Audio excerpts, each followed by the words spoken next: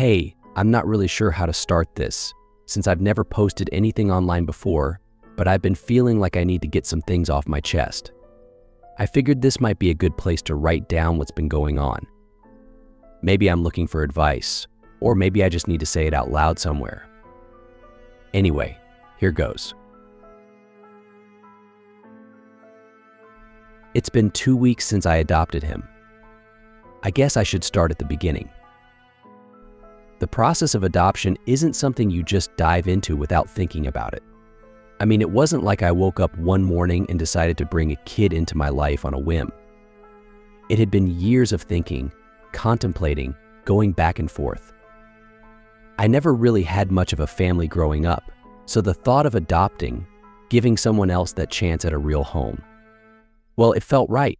It was the least I could do, right? There are so many kids out there who don't get that chance, who grow up bouncing between homes, never knowing what stability feels like.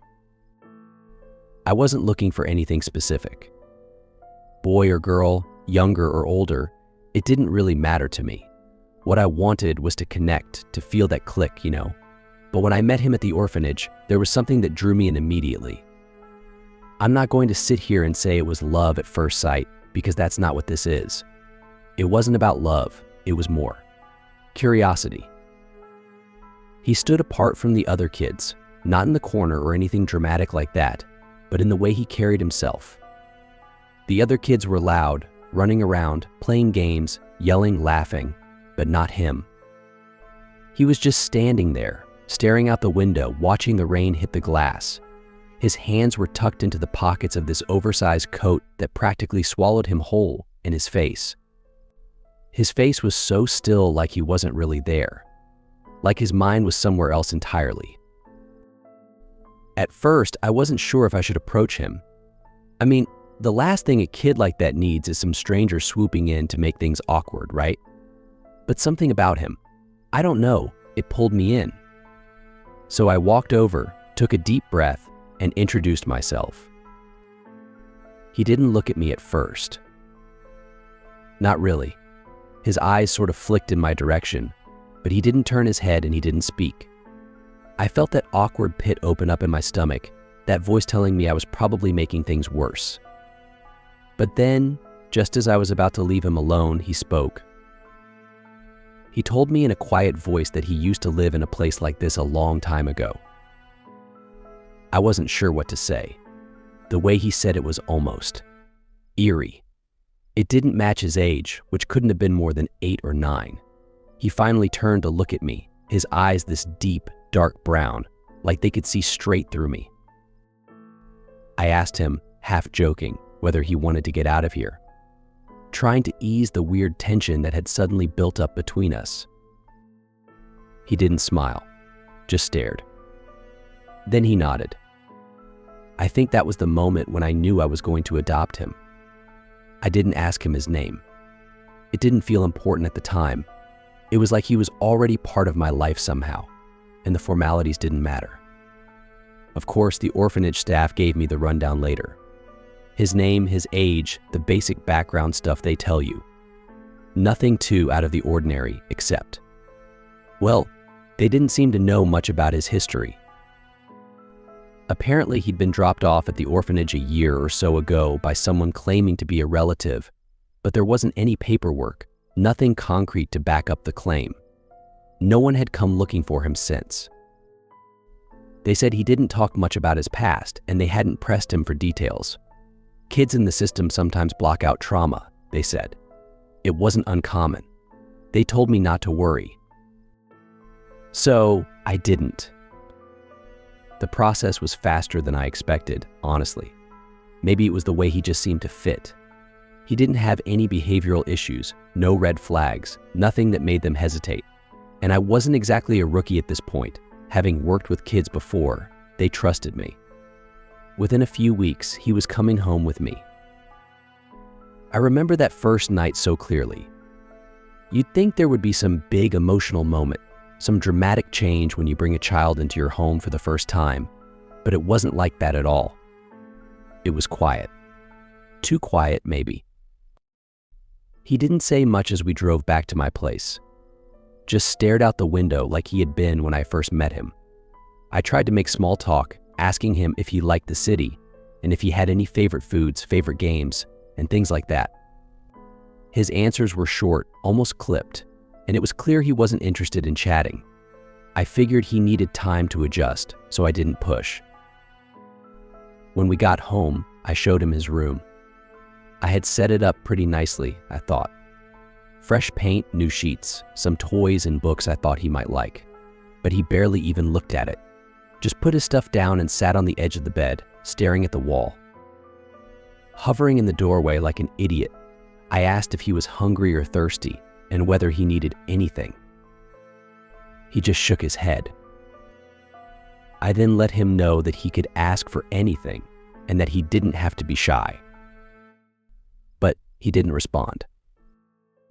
He just sat there like he was waiting for something, though I couldn't figure out what. It was unsettling, but I chalked it up to the new environment. The kid needed time. Anyone would. That night, I lay in bed thinking about the strange, heavy silence that seemed to follow him everywhere.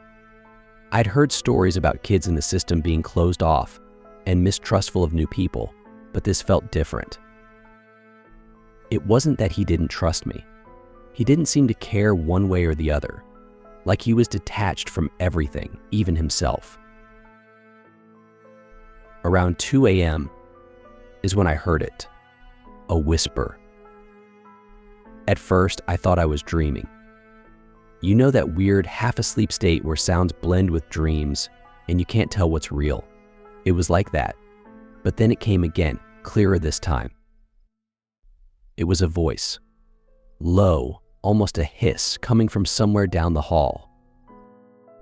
I sat up, heart pounding, straining to hear. There it was again, a soft, murmuring voice.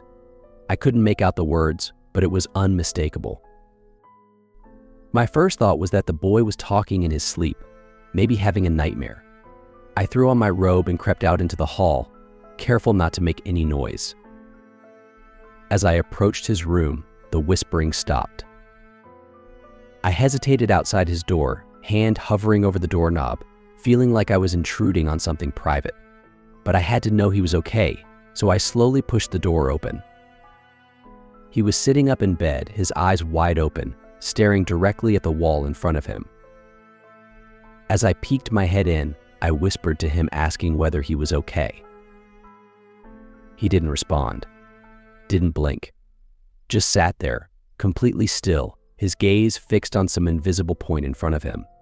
My skin prickled, and I felt that strange sensation, the same one I'd felt at the orphanage when I first saw him.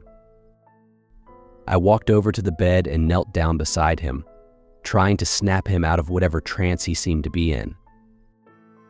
I tried gently shaking his shoulder and quietly calling out to him, hoping it would help. His head snapped toward me so fast that I jumped. For a split second, his eyes looked wrong, darker than before and hollow. But then they blinked, and he was back. The boy I'd brought home, sitting in front of me, rubbing his eyes like he'd just woken up. I asked him if he had a bad dream, whilst keeping my voice steady even though my heart was racing. He shook his head. I inquired if he heard something like a voice or a weird noise.